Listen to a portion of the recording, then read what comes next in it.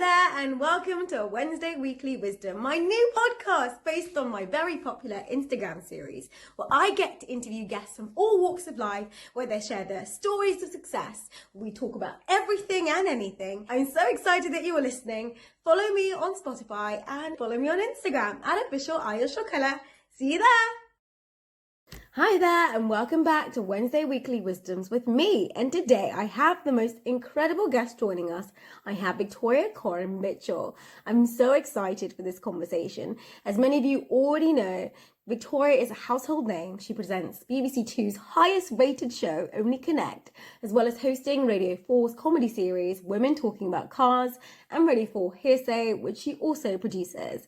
I am so excited because Victoria also is an international poker player, which is a highly male-dominated area, and I can't wait to hear how she's navigated this and had the most incredible career. Thank you so much. I'm so excited, and even just posting about your joining me, everyone was like, "Oh my God, Victoria is amazing! Like you're such an institution of like British television." But I only, when I was doing my homework, realized just how early on in your career you started writing and sharing your thoughts. Is it true that you were inspired by Joan March from Little Women to apply for a writing competition at the age of 14? Is that how you got started? Is that right? Yeah, I mean, that was quite late on 14. I was a kind of obsessive. At school, I used to make little magazines and sell them. I don't know why anyone bought them, but I used to write little, what I thought were satirical pamphlets about the teachers and the school and news and that kind of thing, and sell those at the gate. So by the time I was 14 and trying to sell short stories to magazines, I considered myself quite the old pro. I love that. So you'd actually started off, wait, what, first of all, what made you think I'm going to start writing magazines at school? Because you say you're obsessive, and to be fair, studying your career, it's so eclectic, and you very much seem like just into so many different things. Like, where did it all stem from? Like, what is the heart of like Victoria before all the cool things that you've achieved? Well, my father was a writer. So it seemed like the kind of thing one would be. I mean, people often say, oh, they use this term Nepo baby now, or Oh, Nepo. yes. I use it. And people sort of, because it's a different world now. Now, if you've got, parents in entertainment, they can choose to sort of tweet about you and put your stuff on Instagram. And I don't really understand how that all works, but you see that, don't you? People in reality TV, their children are all part of the package. So people often say, oh, your father was a writer and he went on TV sometimes. He wasn't super famous, but he did that stuff. Oh, did he organize that all for you? And I have to explain, oh, no, I mean, it wasn't like that at all. He went to work. We didn't meet the people he worked with. We didn't have anything to do with his working life. But it does give you the idea that it's possible, for people growing up miles from London and their parents are, whatever it happens to be, they're greengrocers or they're dentists or whatever. Yeah. It must seem impossible. How would you get there? How do you get to the point? Whereas in our house, the idea that you might sell your own writing for money was quite normal. My father did that. My mother was a doctor, so she got up very early in the morning and went off for a long, grueling day and came back, sometimes with blood on her. My dad would sort of go off to work at sort of 9 or 10 and come back whistling, sometimes slightly drunk, having mostly played cricket using a rolled up magazine as a bat. So it seemed like that's the kind of thing one might want to do for a living. I mean, if you're looking at those, you'd be like, that one looks a bit more fun. I like the look of that. It's more fun. I mean, I don't know if I'd have wanted to be a writer otherwise. I feel like I would. I always read lots of books. I always wanted to write.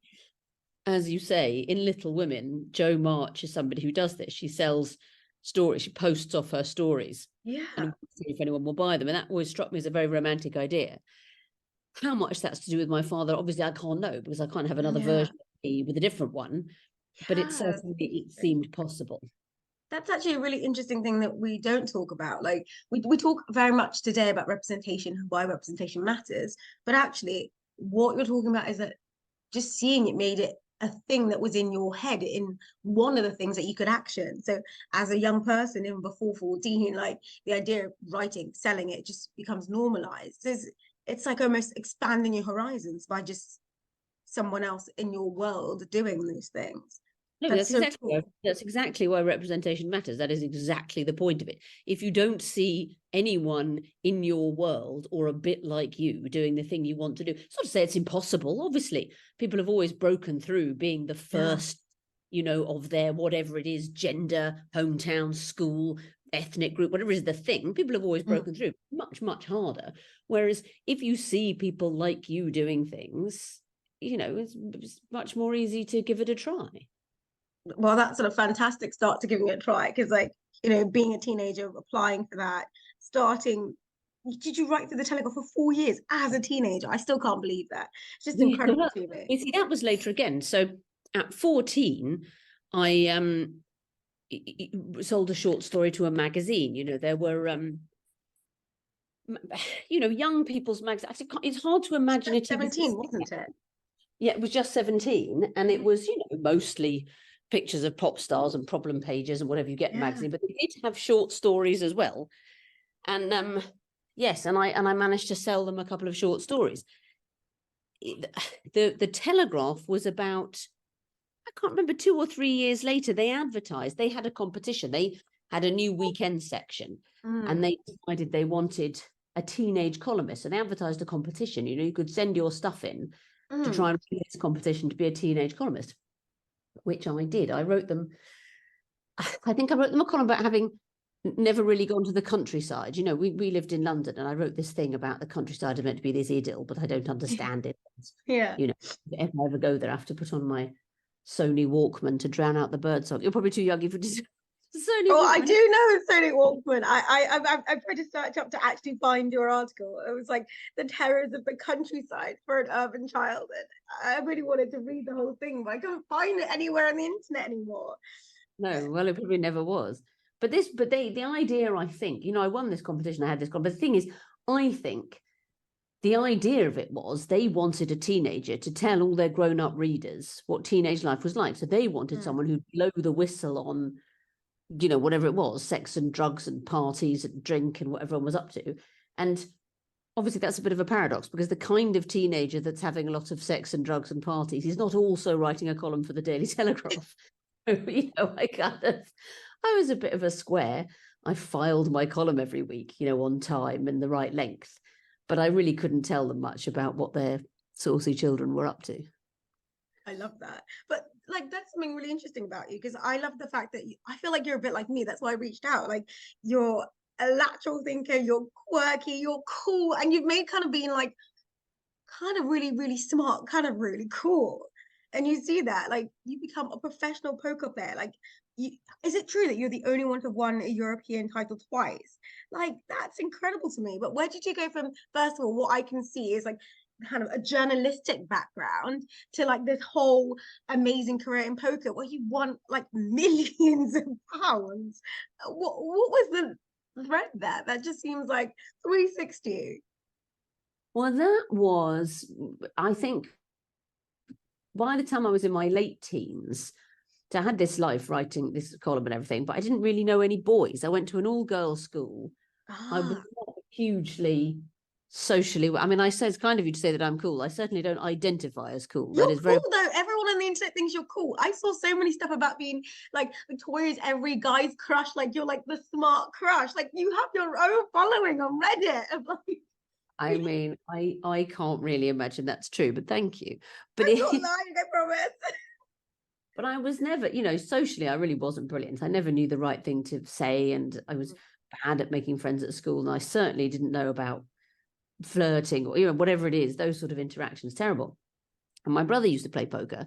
He's older than me, but with, and obviously that was a very boyish thing. And I thought initially, well, if I learn to play poker, I'll get to hang out with boys. I didn't really know what I wanted to do with them, but I liked them, and I didn't really know any or how to speak to them. And the great thing about poker, I mean, poker is a very inclusive, it's very hard to know what language to use, but there is a certain sort of person in which I include myself. Many are only connect contestants, and many of them play poker, who perhaps cope less well with the ordinary day-to-day social interactions, and are much more comfortable if something else is going on, you know. And people like us, I would say, can get a little bit obsessive about things like puzzles and crosswords and riddles and games, because it's quite soothing for the brain. You're sort of focused on one thing, and any sort of socializing or conversation can kind of happen around it.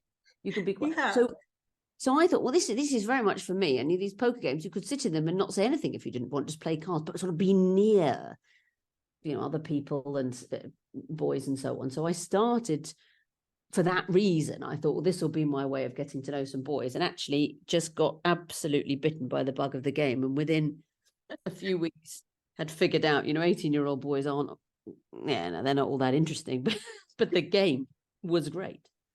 That's amazing. So I wouldn't have thought that, and I've not been able to find that anywhere on the internet. Actually, your love of poker came from trying to find time to spend with boys. I love that. I love that. I think most teenagers can relate to that, especially if you've had an all-girls school education at any one point. You actually, weirdly, I wrote years ago, I wrote a sort of memoir about my life in poker and how I got into poker, which I've just recorded as an audiobook. I don't really know why now. I mean, I wrote the book sort of 10 years ago, but I've just recorded it. And I think at the time there wasn't Audible or something. So it was quite strange for me because I haven't thought about it for years either. So I've just been in a recording studio for 4 or 5 days. Yeah. Reading out the story of how I got into poker. And I'd forgotten half of it myself. And it's a bit of a lost world now, because poker itself got, I don't know about cool, but certainly mainstream. Yeah. When I started playing, it was very niche. It was a handful of people, you know. I mean, there were probably no more than 100 people that played serious poker and would travel and try and win money and so on. Now, you know, in this country. And then it just went huge because of the internet. It became a huge mass activity. I think probably the person I was at 15, 16 probably wouldn't start playing poker now. Do you think so? No, it would seem, because it would seem too brightly lit and mainstream, and I think I would have been frightened to. Whereas when I started, it was such a community of people who were looking for the shadows in a way. Not my brother's friends, they played, you know, just for socially, but getting into the way casinos were and private games, it all happened kind of after dark, and it was kind of passwords and ways to get it was just all a bit societies. Oh, yes. I love stuff like that. Full of people who were there because they didn't have anywhere else to be, and that's what I found I could relate to. And it doesn't exist so much anymore. Yeah, I guess it's changed as most things change. And I know that you took a step back when they started having kind of the online poker and the gambling. Yet, even though like this is like a world that you've absolutely mastered, you like the top of your craft, but you took a step back. So I'm guessing that's that same rationale for you, right? Well, no, that was a different thing. See, that was sponsorship. So because I played for years and I got quite good at poker and started winning money and so on. Good European poker tour winner twice round. Quite good. Humble one. It was good. And I had a sponsorship, you know, like professional footballers or anything else. You know, you wear the company's name on your shirt and all of that. And I had that with one of the big poker companies, which I loved. But then it must be 8 or 9 years ago now, they launched an online casino. That was much more specifically about, I wasn't comfortable taking money to endorse that, which is not to say that I don't gamble. I do. I love a casino. I have a healthy or unhealthy, depending how you look at it, streak of gambling addiction in me. There is a bit of that in poker. You know, to play a strong poker game, you have to be ready to embrace risk. And privately, on my own time, I have had phases where I, you know, gamble very unwisely on table games. But broadly, casino games are extremely unwise. The house has a huge edge. You can't win in the long run. It's very addictive, and it's ruined people's lives. So it's like I'm a sort of inverse hypocrite. I'll do it and enjoy it, but I absolutely won't take money to recommend it to other people. So I felt, even though they didn't want me to endorse specifically the gambling, I thought the problem is if I carry on traveling around the world with this company's name on my shirt, ultimately I'm driving people towards a website which is offering something that I don't want to recommend people do. So I quit that deal. I love that. I love that your integrity rings through. And one of the things I'm really curious about, obviously, because you mentioned that you wanted to get into poker because you want to meet boys, but I also read that, you know, there were some challenges in kind of being in this male dominated space. How did you navigate that, having sought that out for that reason, but also, I guess, some of the challenges that you mentioned in some interviews I've read, which sound difficult, to be fair? Yeah, well, they were, but probably not as difficult as other male-dominated environments, because, as I say, many of the people that I played with were sort of socially terrified as well. I think if you're the only woman on a, you know, a trading floor at the stock exchange, Yeah. you get an awful, I mean, I don't know, because I've never been in those places, but my understanding is from other women's stories, there's huge amounts of aggressive sort of sexism and, you know, everything from a hand up the skirt to, you know, God knows what. In poker, most of the time, you know, it's like these people are frightened of spiders, and you have to say to them, well, the spider is just as terrified of you. And I think it was a bit, I would walk into a card room and it would be all men, and they would Yeah. shoot back. What does she want? Why is she here? Has she been sent by my wife? What's Oh, an awful lot? Obviously, there was sexism, but not of a kind that really troubled me. There were, yeah. I was always fine with that stuff over the table about, you know, say women are terrible at poker and they can't bluff and this and that. You know, poker is a game of deceit. It's better that people underestimate you because you can exploit that for financial gain. Oh, yeah. Oh, you sound like my favorite kind of villain. It's financial gain. Oh, I knew we were going to have a great conversation because, like, it's just so cool. I love that. I love that. You kind of owned it and you're able to kind of navigate that space despite those challenges. And I'm going to keep that in mind every time. They're just as scared thinking about men in spaces that maybe are male dominated as kind of spiders. You know, let's be honest, everybody knows that if you're in a situation where, you know, it's at night and it's a strange place, and, you know, they can be a funny lot, men, when they get together, and there might always be a wrong one. But broadly, I felt if I was in a casino environment, Yeah. I could hold my own with conversational sexism. And there was the odd thing, I mean, not to go into it, but the odd physical thing. I mean, I think there's barely a woman alive who hasn't had an experience of, you know, there's something, an invasion of her physical space that she'd rather wasn't happening, and it's a bit frightening. And there was some of that, but broadly speaking, compared to other male dominated worlds, I think poker is not that bad because everyone was so obsessed by the game. You know, that's where their minds mostly were. Yeah, but still terrible to hear about physical invasion. I don't think anyone ever wants that. But I'm so glad that most of your career you felt like you could navigate that space well enough. But let's talk about like Only Connect. I was watching it I was watching it on BBC Two the other night, and I was like, I think there's a funny joke you make. Oh, I was just like doing crossword while you were solving that problem. And I was like, I wanted to ask you, did you mean that? Is that a joke, or were you secretly doing your own puzzles while they're solving it? Are you like that super savant genius? Like, I didn't know if you were joking or not. I was like, I need to find out.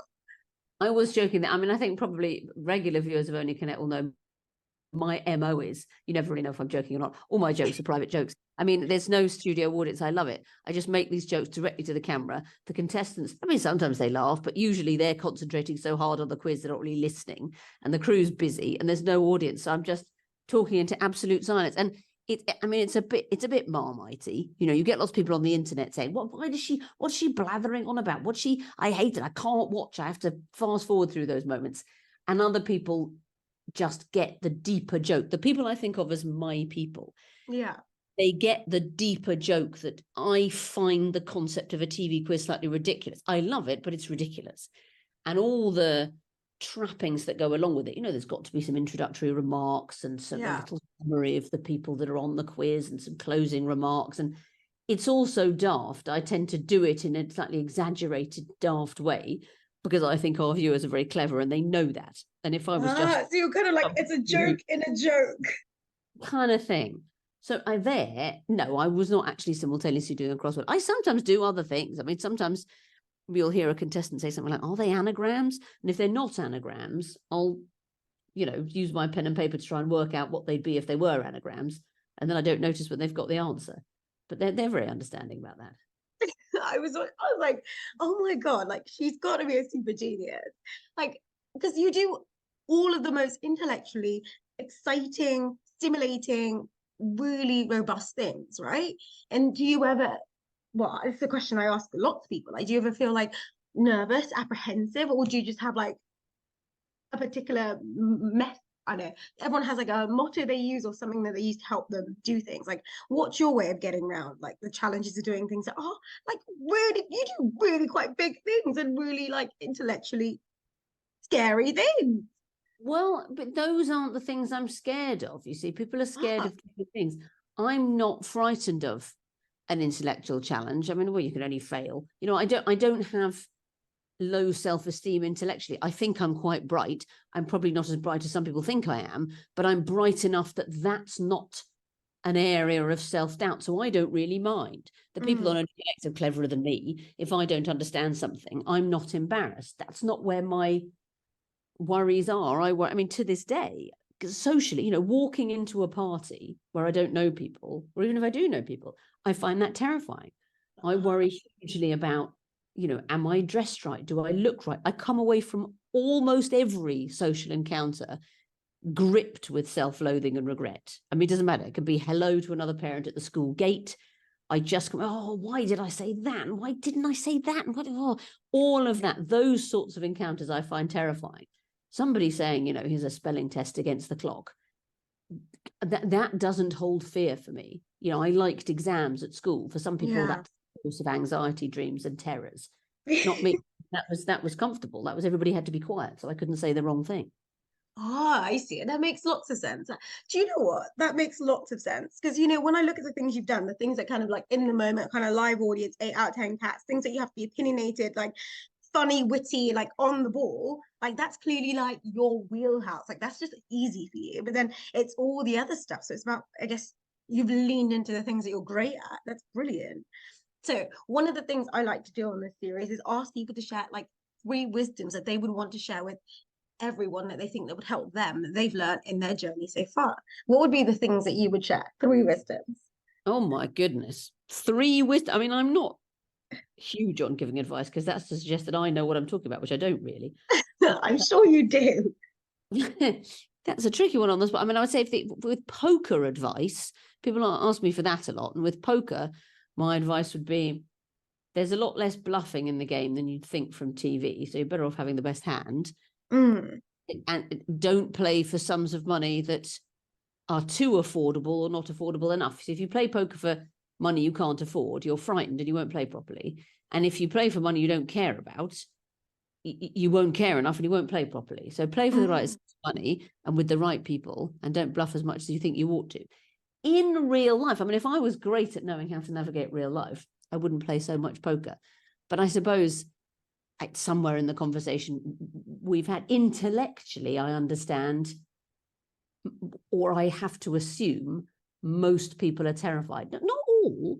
Some people bizarrely have just huge amounts of self-confidence and social confidence. They think what they're doing is right.